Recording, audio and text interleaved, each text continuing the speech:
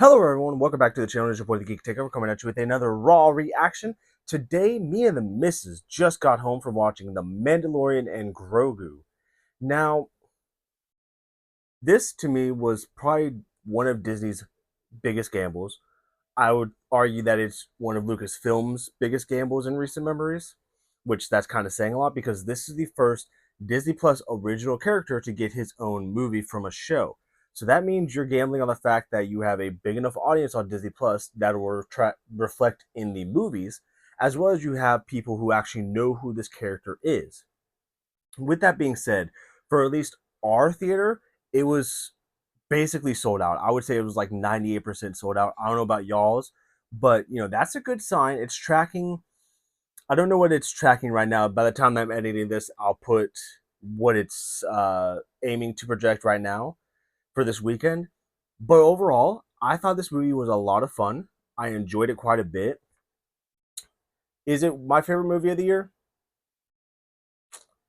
No.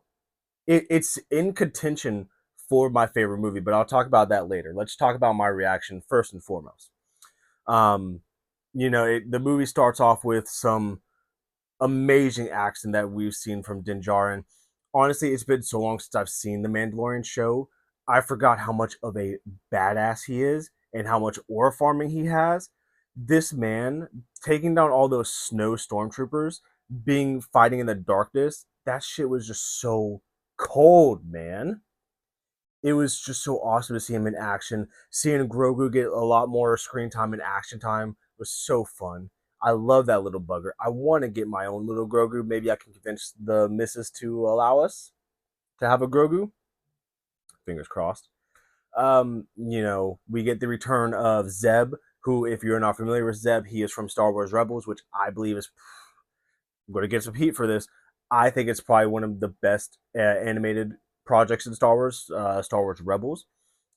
I enjoy his character. I just cannot wait for the inevitable reunion of him and Ezra and Hela. No, not Hela. Hera. Hela is fucking Marvel. Duh. Duh. Um, we get Sigourney Weaver. Love her. Space icon.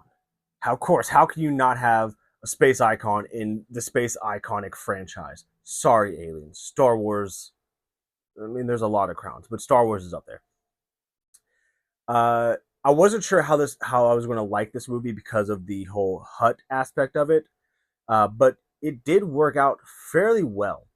We see Din go see the huts, the uncle and aunt that we've seen in the Clone Wars, and we know they're kind of shitty people. They don't like Rutta.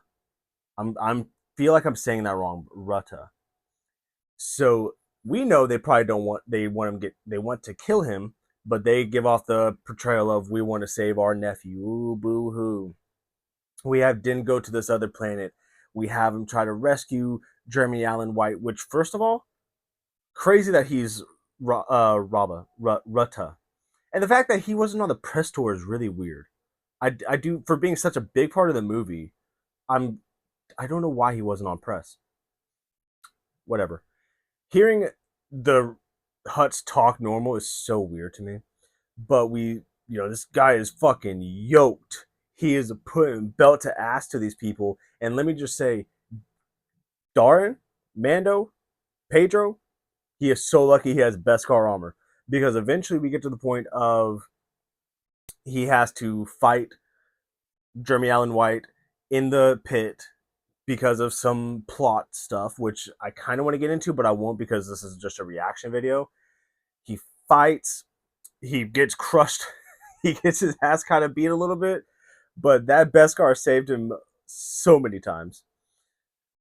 We get him ultimately taking Retta back to his aunt and uncle.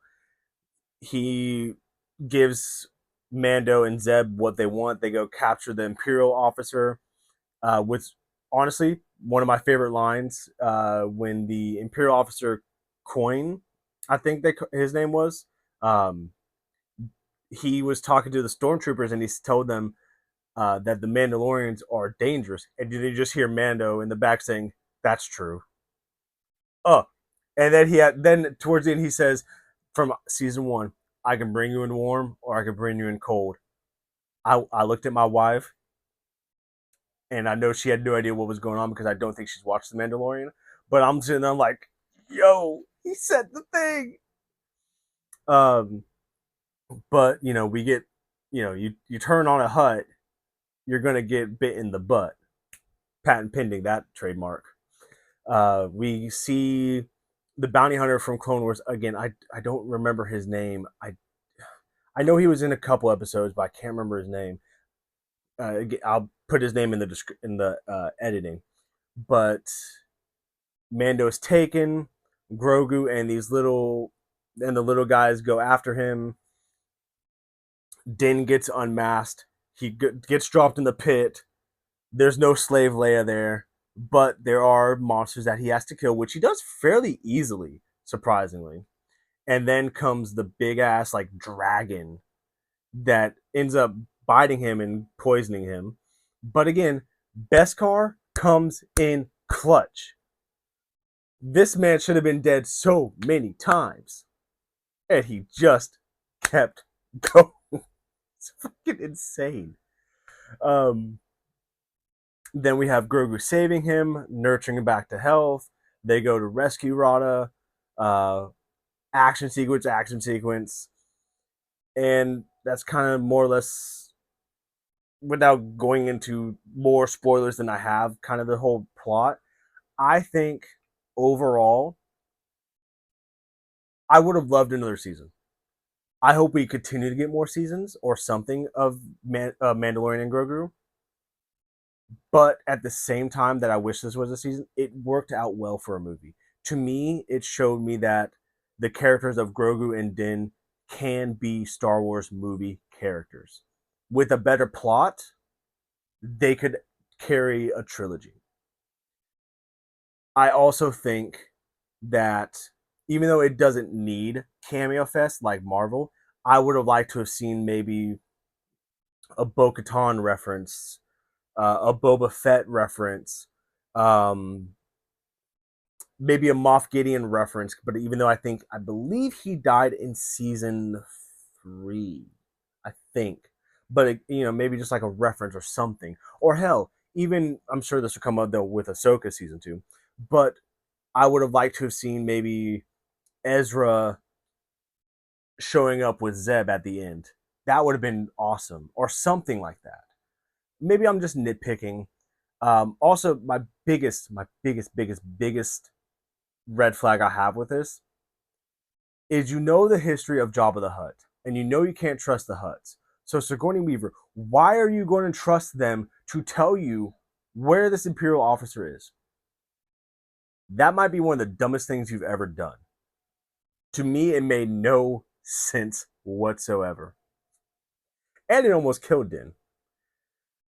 But overall, the pros. I mean, the action sequences were outstanding. The visuals were amazing. I don't know if we could have gotten some of those visuals in on Disney Plus. I think with the movie budget, it really helped.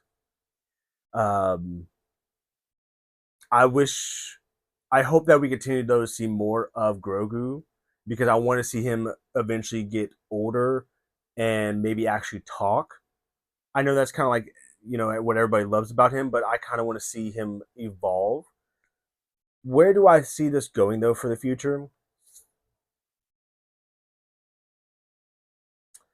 I could see them being done with the Mandalorian show because I think Pedro's going to be too busy with Marvel and the Fantastic Four to be doing that and the show. I could see them maybe doing movies. I could see this leading into a trilogy for the Mandalorian to wrap up maybe his arc. Um, we know that Ahsoka season 2 may eventually, whenever it comes out, lead into a Grand Admiral Thrawn fight, and the Mandalorian could be a part of that. I would not be opposed to his movies starting in the second one, the threat of Thrawn and recruiting people, and then in the third movie we have Ahsoka, Boba, Ezra, Hera, um, Mando, all the heroes that we have fighting together to take him down. even cast somebody as a young Luke, I would not be opposed to seeing that. That to me would be where I would go. uh yeah, I think we've seen the end of the Mandalorian TV show. That's just my truthful honest opinion. If this movie does well, he is going to be a movie character from now on. So if you guys have already watched this movie, let me know in the comments what you guys think about this. Do you guys think that it was a should have been a season, should have been a was it worth being a movie, is it just okay? There were slow parts, around the beginning and the middle, but ultimately on Letterbox, I gave it a 4.5 out of 5, which is a really good rating.